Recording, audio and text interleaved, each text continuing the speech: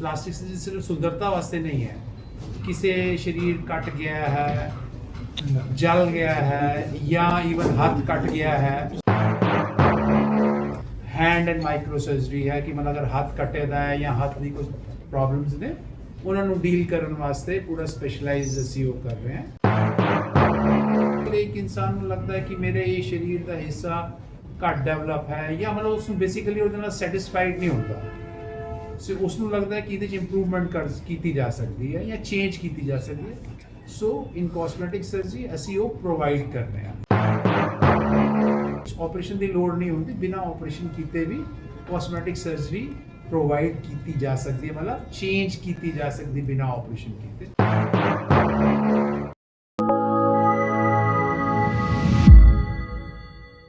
ਅੱਜ ਦਾ ਦਿਨ ਅਸੀਂ world plastic surgery day celebrate ਕਰਨੇ ਆ ਸਾਰੀ ਦੁਨੀਆ ਵਿੱਚ। ਅੱਜ ਦਾ ਪਰਪਸ ਤੁਹਾਨੂੰ ਬੁਲਾਉਣ ਦਾ ਇਹ ਹੈ ਕਿ ਅਸੀਂ ਕੁਝ ਚੀਜ਼ਾਂ ਐਮਫਸਾਈਜ਼ ਕਰਨਾ ਚਾਹੁੰਦੇ ਹਾਂ। ਸਾਡੇ ਹਸਪੀਟਲ ਵਿੱਚ ਮਤਲਬ 21 ਸਾਲਾਂ ਤੋਂ ਚੱਲ ਰਿਹਾ ਹੈ and plastic surgery department functional ਹੈ, ਬਟ ਇਸ ਵਾਰੀ ਅਸੀਂ ਕੁਝ ਸਪੈਸ਼ਲੀ ਕੁਝ ਚੀਜ਼ਾਂ ਐਮਫਸਾਈਜ਼ ਕਰਨਾ ਚਾਹੁੰਦੇ ਹਾਂ।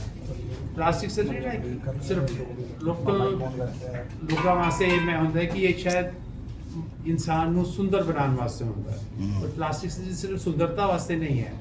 किसी शरीर कट गया है, जल गया है, या इवन हाथ कट गया है, हाँ जी हाँ जी ठीक है, उन सब चीज़ों मतलब बेसिकली प्लास्टिक सर्जरी है कि एक नॉर्मल शेप दी जा सकती है एंड प्लस किसी इंसान दी अगर लगता है कि वो शेप नाल सैटिस्फाइड नहीं है उन्होंने मॉडिफाई करके और इंप्रूव किया जा सकता है ताकि इंसान दी सैटिस्फैक्शन एंड लाइफ दी वैल बीइंग अच्छी हो।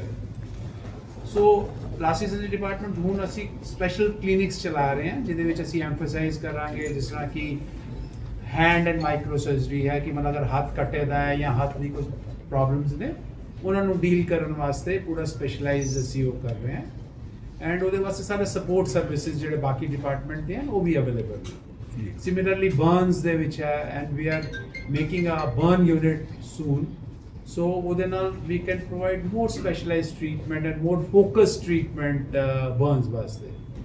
ਉਹਦੇ ਸਿਵਾਏ ਹੁਣ ਸਪੈਸ਼ਲ ਡੈਡੀਕੇਟਡ ਹੁਣ ਅਸੀਂ ਕੈਂਸਰ ਦੀ ਜਿਸ ਤਰ੍ਹਾਂ ਦੀ ਕਾਮਨ ਹੋ ਰਿਹਾ ਐਂਡ ਬ੍ਰੈਸਟ ਕੈਂਸਰ ਬੜਾ ਕਾਮਨ ਹੈ, so we are trying to dedicate a breast clinic जिहदे विच की स्पैशलाइज की मतलब ब्रेस्ट कैंसर की सर्जरी भी होएगी and at the same time उसनू ब्रेस्ट नू रिकंस्ट्रक्शन करके वो एम्फसाइज किया। ठीक है, इहदे सिवाय बच्चों के जिहड़े पैदाइशी जिहड़ी होंदे जिस तरह होंठ कटे दा है या तालू कटे दा है उसनू भी नॉर्मल रीस्टोर करने वास्ते वो करते हैं। ਇਹਦੇ ਸਿਵਾਏ ਹੋਰ ਵੀ ਬੱਚਿਆਂ ਦੇ ਵਿੱਚ ਬੜੀ ਸਾਰੀ ਕੰਜੈਨੀਟਲ ਐਬਨੋਰਮੈਲਿਟੀਜ਼ ਹੁੰਦੀਆਂ ਨੇ, ਜਿਸ ਤਰ੍ਹਾਂ ਹੱਥਾਂ ਦੇ ਫਿੰਗਰ ਜ਼ਿਆਦਾ ਨੇ ਜਾਂ ਕੰਨ ਨਹੀਂ ਬਣਿਆ ਹੈ, ਉਹ ਸਭ ਕੁਝ ਰੀਕਨਸਟਰਕਸ਼ਨ ਕਰਕੇ ਪਲਾਸਟਿਕ ਸਰਜਰੀ ਬਣਾਇਆ ਜਾ ਸਕਦਾ।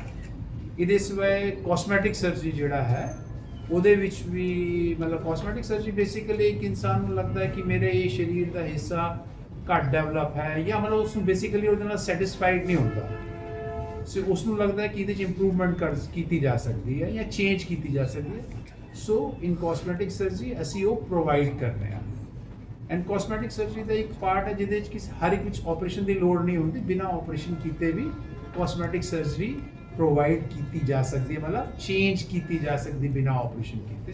ਸੋ ਉਹ ਸਾਰੇ ਸਾਡੀ ਅਸੀਂ ਲੋਕ ਟੀਮ ਹੈ ਪੂਰੀ ਪਲਾਸਟਿਕ ਸਰਜਰੀ ਡਿਪਾਰਟਮੈਂਟ ਵਿੱਚ, ਅਸੀਂ ਸਭ ਲੋਕ ਮਿਲ ਕੇ ਉਹ ਸਭ ਸਰਵਿਸਿਜ਼ मतलब फोकस तरीके नाल प्रोवाइड करने की कोशिश करें। एंड डॉक्टर संदीप ने मेरे कुलीग ने she is also a part of equal part of the team and she is focusing on certain special surgeries like breast clinic and diabetic. She can just say हाँ जी।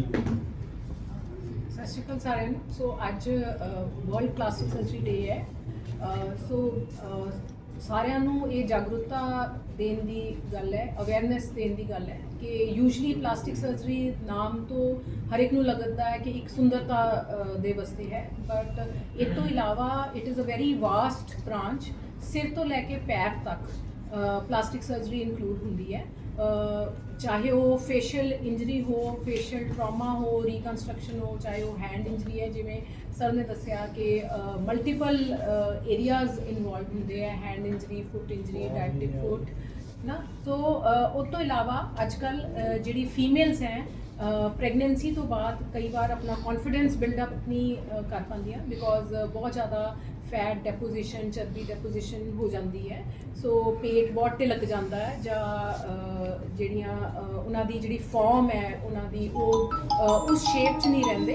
ਸੋ aesthetic surgery ਵੀ ਇਹਦਾ part ਹੈ, ਜਿਹਦੇ ਵਿੱਚ female ਦੀ ਦੁਬਾਰਾ ਤੋਂ ਉਹ shape ਜਿਹੜੀ ਹੈ ਆਪਾਂ ਰੀਸਟੋਰ ਕਰ ਸਕਦੇ ਹਾਂ ਔਰ ਉਹਨਾਂ ਦਾ ਕੌਨਫੀਡੈਂਸ ਬਿਲਡਅਪ ਕਰ ਸਕਦੇ ਹਾਂ।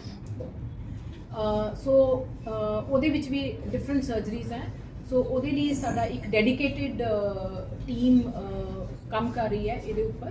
ਸੋ ਇਹ ਤੋਂ ਇਲਾਵਾ ਜਿਹੜੀ ਬ੍ਰੈਸਟ ਰੀਕਨਸਟਰਕਸ਼ਨ ਹੈ ਕੈਂਸਰ ਤੋਂ ਬਾਅਦ, ਜਿਹਦੇ ਵਿੱਚ ਇੱਕ ਰੀਕਨਸਟਰਕਸ਼ਨ ਦੀ ਲੋੜ ਪੈਂਦੀ ਹੈ, ਸੋ ਉਹਦੇ ਵਿੱਚ ਵੀ ਪਲਾਸਟਿਕ ਸਰਜਰੀ ਦਾ ਬਹੁਤ ਜ਼ਿਆਦਾ ਰੋਲ ਹੈਗਾ।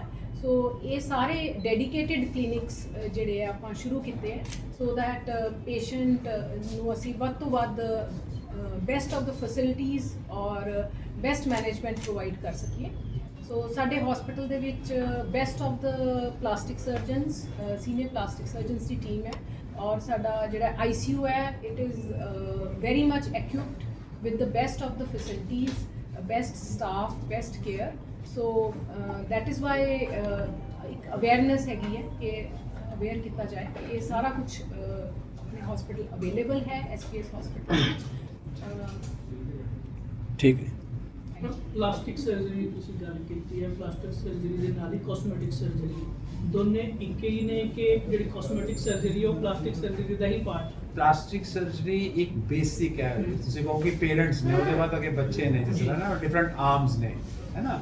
ਸੋ हैंड सर्जरी है, कॉस्मेटिक सर्जरी है, फेशियोमेक्सरी है, डायबिटिक फुट मैनेजमेंट है, रिकंस्ट्रक्टिव सर्जरी। रिकंस्ट्रक्टिव मीन्स कुछ भी कटे दा वापस शेप रीस्टोर करना, वो डिफरेंट तरीके नाल कीता जा सकदा। सो ये सारियां प्लास्टिक सर्जरी दी डिफरेंट स्पेशल, पहले प्लास्टिक सर्जरी एक ब्रांच होंदी सी, हुन प्लास्टिक सर्जरी भी फर्दर सुपर स्पेशलाइजेशन हो गई है। Cosmetic surgery is one of the branch.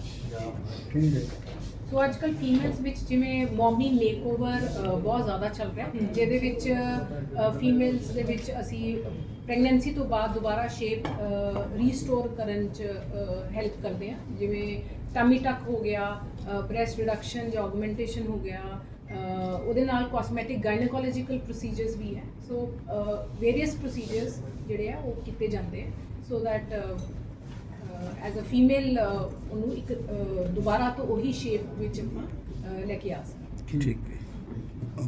Sir plastic surgery the clinic ਤੁਸੀਂ ਅੱਜ ਵਰਲਡ ਪਲਾਸਟਿਕ ਡੇ ਤੇ ਸ਼ੁਰੂ ਕੀਤਾ ਸਰ?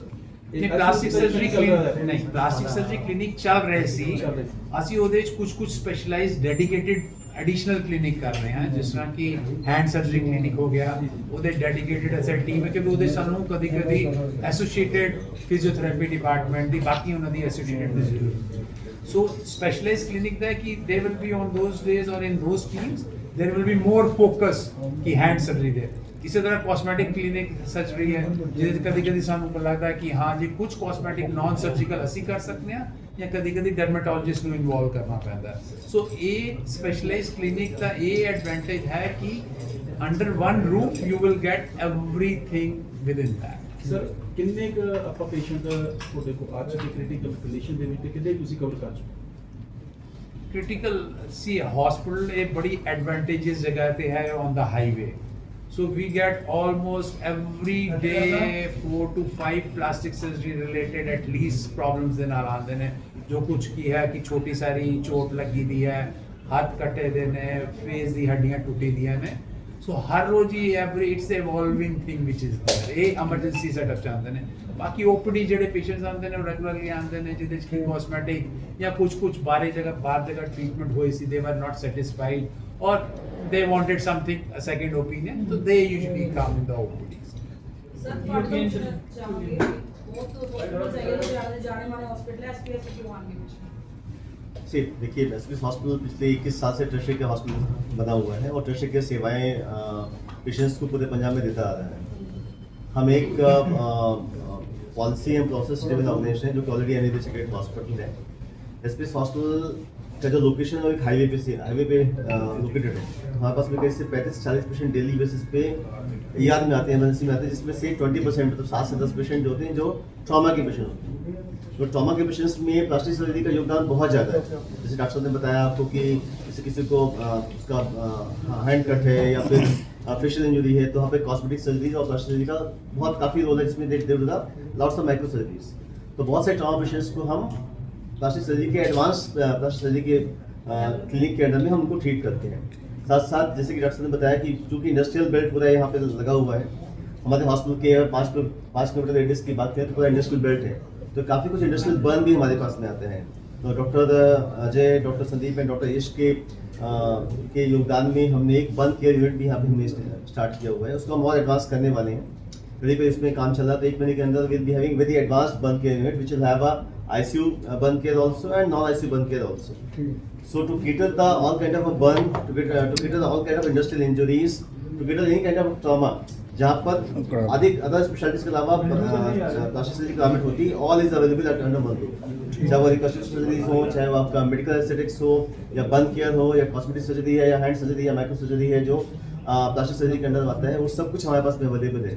इसलिए पेशेंट को अंडर वन रूफ सब कुछ यहाँ पे अवेलेबल मिल रहा है। इसलिए मैं पेशेंट से गुजारिश करूँगा जिसको रिक्वायरमेंट है please visit to the SPS hospital. बहुत सारे लोग अभी भी ऐसे हैं जिनको इस चीज़ के बारे में जानकारी नहीं है, जो अभी भी ट्रॉमा के साथ जी रहे हैं। किसी को बर्न मार्क है, किसी को स्टिचेस के मार्क है, उनको अभी तक ये बात की जानकारी नहीं है कि प्लास्टिक सर्जरी के थ्रू हम वापस अपनी वो शेप पा सकते हैं। एसपीएस हॉस्पिटल की अगर बात करें, आज प्लास्टिक सर्जरी डे, कोई स्पेशल ड्राइव वगैरह कुछ ऐसा चलाएंगे जो उन लोगों तक आपका ये मैसेज पहुंच पाए? इसीलिए हम लोग ने आप लोगों से इंटरेक्ट किया कि हम लोग वो सर्विसेज रन कर रहे हैं, पर लेकिन लोगों की जो धारणा है या मिथ्स हैं कि नहीं नहीं ये ऐसा है, तो उसी को चेंज करने के लिए, उसको मॉडिफाई करने के लिए और उनको समझाने के लिए आप लोगों से इंटरेक्ट कर रहे हैं, क्योंकि आप लोगों के थ्रू ही हम उनको कन्वे कर सकते हैं। हम इंडिविजुअली जाके एक स्मॉल फोकस ग्रुप को कर सकते हैं, पर आपकी सपोर्ट के साथ हम कॉमन मासेस में तक बहुत दूर तक पहुंच सकते हैं। ठीक है। That's why we appreciate your